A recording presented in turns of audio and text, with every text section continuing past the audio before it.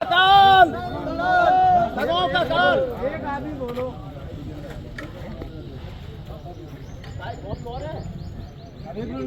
पहले बाइट देता हूँ। मिल जाएगी मैंने कॉपी सब मिल जाएगा। क्या नाम है? जी, मैं वीरेंद्र चतुर्वेदी, राष्ट्रीय महासचिव अधिकृत जमाकर्ता परिवार सब्जेक्ट संघ। आज तो यहाँ आए हैं ऑफिस, क्या दिक्कत है, क्या परेशानी? दिक्कत ये है साहब कि एक देश में लगभग 3 लाख के लगभग कंपनियाँ जो है गवर्नमेंट के माध्यम से बंद कर दी गई थी। तो उसमें क्या है कि कंपनियाँ तो बंद कर दी गई, लेकिन उनका निवेशकों का भुगतान अभी तक नहीं हुआ। तो जब भुगतान नहीं हुआ है तो निवेशक और अभिकर्ता के बीच आपस में बहुत बड़ा एक टकराव, संघर्ष आपस में बनता चला जा रहा है। तो उसी एक हम लोगों की जो आज मांग है पूरे देश में, हमारा संगठन आज की तारीख में इसी मांग को लेकर आज ज्ञापन कार्यक्रम रखा गया है। अभिकर्ताओं की सुरक्षा और निवेशकों का भुगतान गवर्नमेंट के द्वारा करवाया गया। रिसेंटली कितनी कंपनी है जो अभी लेके रिसेंटली अभी एक अपने देश में LUCC है, LJCC है। जैसे अपने ज़िले की बात करें तो LUCC नाम की एक सोसाइटी थी, वो लोगों का निवेश लेके चली गई है, या ये कहें कि गवर्नमेंट ने उठा के उसे बंद किया। भाई जब निवेशकों का पैसा सोसाइटी ने देना बंद किया तो गवर्नमेंट ने उसे मार्च में ही उसे बाइंड अप किया है और बंद कर दिया है।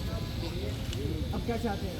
हम लोग ये चाहते हैं, हमारा संगठन ये चाहता है कि भारत सरकार ने संसद में एक कानून बनाया था 21 फरवरी 2019 को, वर्ड्स एक्ट 2019, जिसे अनियमित जमा योजनाएं पाबंदी अधिनियम 2019 भी कहा जाता है।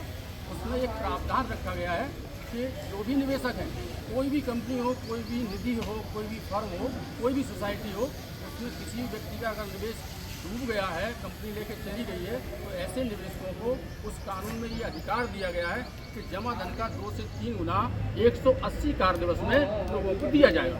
एक्ट अगर लागू नहीं करा तो आप क्या संघर्ष करेंगे? जी बिल्कुल, एक्ट लागू क्यों नहीं होगा, क्योंकि देश की संसद में जो कानून पारित किया जाता है, बहुत सारी कानूनों को पारित किया जाता है तो कहा जाता है कि साहब ये संसद की कानून है, संसद में बनाई हुई है, तो ये तो लागू होती है, सभी को मानना ही पड़ेगा। तो हम लोग, हमारे संगठन का ये कहना है कि ये वर्ष 2019 कहाँ बना है, ये भी तो संसद में ही बनाया गया है। इसको लागू किया जाए और लोगों का भुगतान किया जाए, और जिससे कि निवेशक और जिसे अभिकर्ता बोलते हैं, वैसे हमारा तो ये कहना है, मानना ये है कि निवेश अभिकर्ता जिसे कहा जाता है वो निवेशक पहले है। संघर्ष जारी रहेगा? जी बिल्कुल, निरंतर जब तक ये जारी रहेगा, जब तक कि वर्ष एक्ट 2019 की शासन प्रशासन के द्वारा अनुपालना नहीं हो जाएगी और निवेशकों का भुगतान नहीं मिल जाएगा, अभिकर्ताओं को सुरक्षा नहीं मिल जाएगी। संगठन का संघर्ष निरंतर, ये आंदोलन चलता रहेगा। सर हम भी कुछ शब्द बोलना चाह रहे हैं।